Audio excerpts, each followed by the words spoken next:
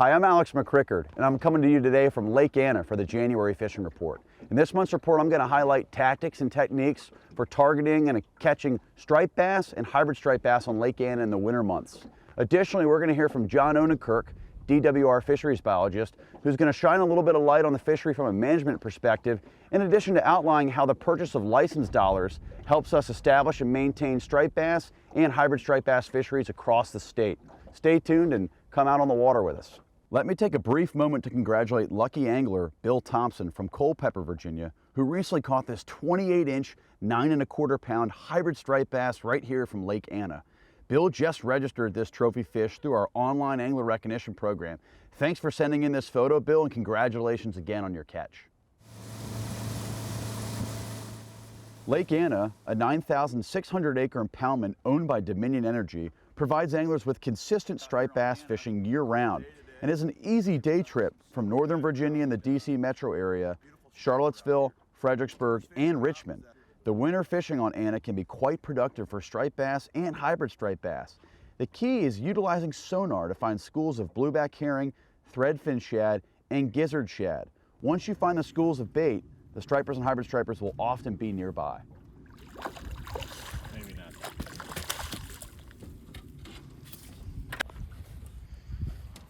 Yeah, we're out here today on Lake Anna. Caught a nice hybrid striper, one of the fish that was stocked a few years back. Caught it on a deep diving Rapala, shad rap. So put up a heck of a fight. Nice fish, about 25 inches. Gonna let her go. So there we go. Give her a big fat kiss. Jimmy Houston style. Gone. So yeah, she hit it like two. That was cool. Blade baiting in about 21 feet of water, marking a bunch of fish, and I just pinged somebody here. I don't know what we have, but it feels good.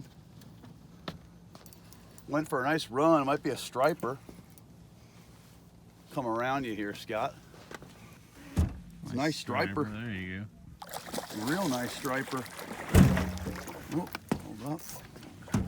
Mine out here. Got another fish out here on Anna. Cold day today. See, we got some snow in the background and beautiful striper out here. First fish we got was that hybrid, and it's nice to get a striper. This one went right about 24. We'll send him home. Big slab. Deep water jigging. Looks like we've got another nice striper. We found a pot of fish here in about 20 feet of water. And what we're doing is just dropping these blade baits down on them and jigging, and see if I can't get this guy in the boat here. All right. And that is what we're after. Nice stripers out here on Anna. Winter day, we got a little bit of snow behind us, and it's nice getting on some fish out here. So a lot of times, once you've marked some fish and you've found some fish, it can be beneficial to do a little vertical jigging on them. A lot of people use different types of spoons that they'll jig to find out if a pot of stripers is active. Blade baits work really well too. And basically what I'm doing with these blade baits, and typically I'm fishing them in a 1/2 ounce. If it's a little bit windier and I'm in deeper water, I might fish a 3/4 ounce, but basically I'm vertically jigging this. So I'm opening the bail on this spinning rod here, medium combo, and I'm just gonna drop that all the way to the bottom, and I'm gonna let all that slack line go out. Once it's on the bottom, I'm gonna give it a quick pop up, and I'm gonna drop that rod on a slack line. When you pop it up, you can really feel the blade vibrating through the water. You can tell instantly if the blade's fouled on something because you won't feel that vibration. Basically, dropping it down, popping it up, and then dropping it on a slack line. And dropping it on a slack line allows it to fall really fast. It gets that reaction strike out of the fish. And typically, when you do get a bite, you'll just go to jig again, and you'll be hooked up automatically. But a lot of times, it's riding around, looking for the pods of bait and looking for the fish around the bait, and then seeing if they're interested in feeding. And this is one of the best ways to kind of see if a group of fish was going to feed. So today we're lucky to be joined by John Odenkirk, who's been a fisheries biologist with the agency. And John, you've been managing Anna here for actually over 30 years. Know the resource like the back of your hand, so we're lucky to have you today. What makes Lake Anna unique from a fisheries perspective? I managed a lot of reservoirs in my career here and other places, and I can tell you that this lake is a bit of a gem. There's some things that set up to sort of make this lake unique. Miles and miles of shoreline because it's so dendritic.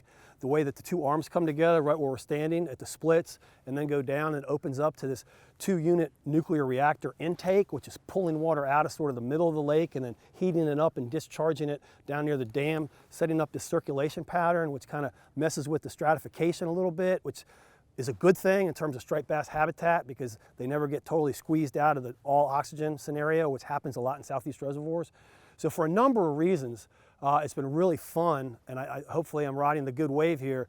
It's been fun to be working on Lake Anna and see this fishery develop over time, especially most recently with the hybrid striped bass stockings. So the striped bass population in Lake Anna has, over time, the abundance has sort of been erratic. And part of the reason for that is because I've been tinkering with the stocking rates, because the stocking rates it's not a one-size-fits-all deal, right? We have to determine for each lake, because each lake's different based on productivity, how much zooplankton is in the lake when we stock those fish, how much shad base is there when those fish start to grow and switch over to eating clupeids predominantly, which is shad and herring. So we kind of have to tweak it to find the right mix, for each system. And so what I did for years was mess around with stocking locations and stocking rates to try to figure out the right number of fish without crashing the system. Because at some point, you can actually put in too many predators and then the system collapses and then nobody's happy. And once we kind of figured out the right formula, the right recipe for Anna, we've been trending up the last few years. And with hybrids, it's been all upward trend. Wiper. So from an angling perspective, if you're trying to find stripers out here, it's difficult to pattern them here, but this time of year, it's almost anywhere is good to fish at Lake Anna. It can be really good up lake if it's not too cold, but of course the money is always down lake at Dike 3 where that heated discharge is coming through.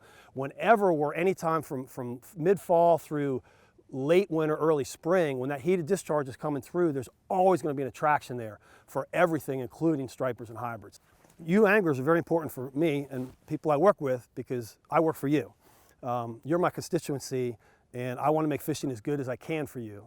I'm charged with protection of this resource and good stewardship and providing you with good fishing. And hopefully I'm doing that, and your license dollars help make that happen because your license dollars are paying for me to go out here to do a net survey so I know how many shad are in here, I know if the stripers survived from last year. Your license dollars are paying for our hatchery to go out, the gas, the boats, to collect brood stock, to spawn the fish. And then they're paying for us to buy these hybrids to put in here. So without those license dollars, essentially this fishery doesn't exist. Not only is Lake Anna fantastic for hybrids and stripers, it's phenomenal for largemouth bass. It is, right now, Lake Anna is as good as it's ever been. And I wasn't here in the mid to late 70s, okay, so that's my caveat. The old timers say that was the best. Okay, maybe it was, I don't know. But all I can tell you is since the mid 1980s, this lake has never been better for largemouth bass. And I credit that with habitat enhancements. We've got emergent vegetation and we've got submersed vegetation. And those two things have come together in the last 10 years to create amazing habitat. And right here where we are standing in this middle lake zone is the best of the best. We've got great habitat and it's still productive. So if you want to fish for largemouth bass, this is a place to go too. You can come out here, go for stripers, hybrids, largemouth. It's a great crappie lake too, phenomenal if you're kind of a meat fisherman and you want to go get a bunch of slabs to have for dinner. This is a great spot, especially in the next month or so, way up lake around the bridge pilings, fantastic. We're stocking sawguys now when we can get them. Well, we've got a year class in here right now. We stocked last year and they're growing unbelievably. Less than one full year of growing, they're already 14 inches long. So really Lake Anna right now, I'm happy to say is sort of in its heyday, I think, and the fishing is absolutely fantastic. So I encourage everybody to come out and partake in it if they can.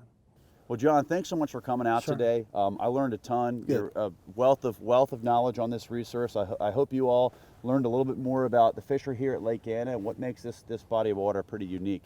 For additional information, check out the Lake Anna landing page on the DWR website. It's in the description below. You can check out some of John's most recent biologist reports to kind of get more detail about the fishery. And if you have any questions about fishing for striped bass and hybrid striped bass, comment below. John and I would be happy to answer your questions and point you all in the right direction. Best of luck, and we hope to see you out on Lake Anna this winter.